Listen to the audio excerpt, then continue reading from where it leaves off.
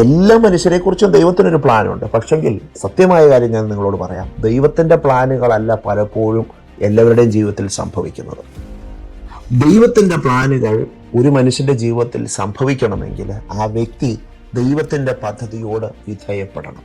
നമ്മുടെ വിധേയത്വത്തിനനുസരിച്ചാണ് ദൈവം നമ്മിൽ പ്രവർത്തിക്കുന്നത്. ദൈവത്തിൻ്റെ പ്രവൃത്തികൾ നമ്മിൽ പൂർത്തീകരിക്കപ്പെടുന്നത് നാം അനുവദിക്കുന്നതിലൂടെ മാത്രമാണ്. ദൈവം ഒരിക്കലും നമ്മളെ ഫോഴ്സ്ഫുള്ളി ഇന്ന കാര്യങ്ങൾ ചെയ്യിപ്പിക്കില്ല.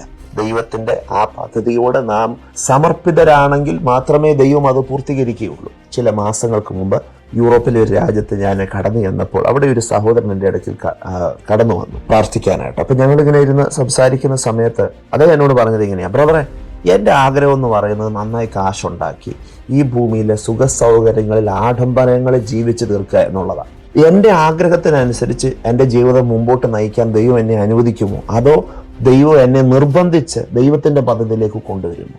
ഞാൻ ആ മനുഷ്യനോട് സ്നേഹത്തോടെ പറഞ്ഞു, ഒരിക്കലുമില്ല. ദൈവം നിങ്ങളെ നിർബന്ധിച്ച് ആ വഴിയിലേക്ക് കൊണ്ടുവരില്ല. നിങ്ങൾ സമർപ്പിക്കുന്നു എങ്കിൽ മാത്രമേ ദൈവത്തിന് ആ വഴിയിലേക്ക് നിങ്ങളെ ചെന്നെത്തിക്കുവാൻ കഴിയുകയുള്ളൂ. നിങ്ങൾക്കതിന് താല്പര്യമില്ല എങ്കിൽ ബോധിച്ച നിലയിൽ ജീവിക്കുവാനായിട്ട് കഴിയും. ദൈവം എല്ലാ മനുഷ്യർക്കും തിരഞ്ഞെടുക്കുവാനുള്ള സാധ്യത കൊടുത്തിട്ടുണ്ട്. അതിൻ്റെ അർത്ഥം ദൈവം ആരെയും നിർബന്ധിക്കുന്നില്ല എന്നുള്ളതാണ്.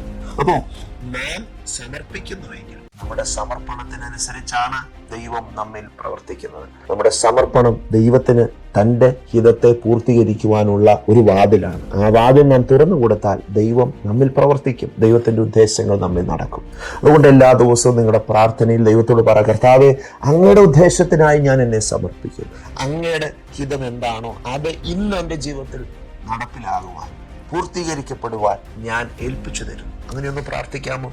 ഈ പ്രാർത്ഥനയ്ക്ക് വലിയ ശക്തിയുണ്ട് കേട്ടോ.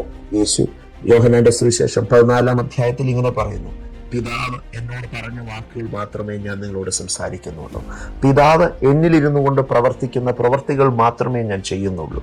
അപ്പോൾ യേശു ഈ ഭൂമിയിലായിരുന്നപ്പോൾ ഇപ്രകാരമുള്ള ഒരു സമർപ്പണത്തിൻ്റെ കീഴിലായിരുന്നു ജീവിച്ചത്. ഈ സമർപ്പണമാണ് പിതാവിൻ്റെ ഹിതം പൂർത്തീകരിക്കുവാൻ തൻ്റെ ജീവിതത്തിൽ കാരണമായി തീർന്നത്. നമ്മുടെ ജീവിതത്തിലും ദൈവഹിതം പൂർത്തീകരിക്കപ്പെടണമെങ്കിൽ സമർപ്പണം ആവശ്യമാണ്. സമർപ്പണം നമ്മുടെ പ്രാർത്ഥനയിലൂടെയും ജീവിതത്തിലൂടെയും ഓരോ ദിവസവും ദൈവത്തെ അറിയിക്കുവാൻ നമുക്ക് കഴിയട്ടെ എന്ന് ഞാൻ പ്രാർത്ഥിച്ചുകൊണ്ട് ഈ എപ്പിസോഡോടെ നിർത്തുന്നു. നാളെ വീണ്ടും കാണാം.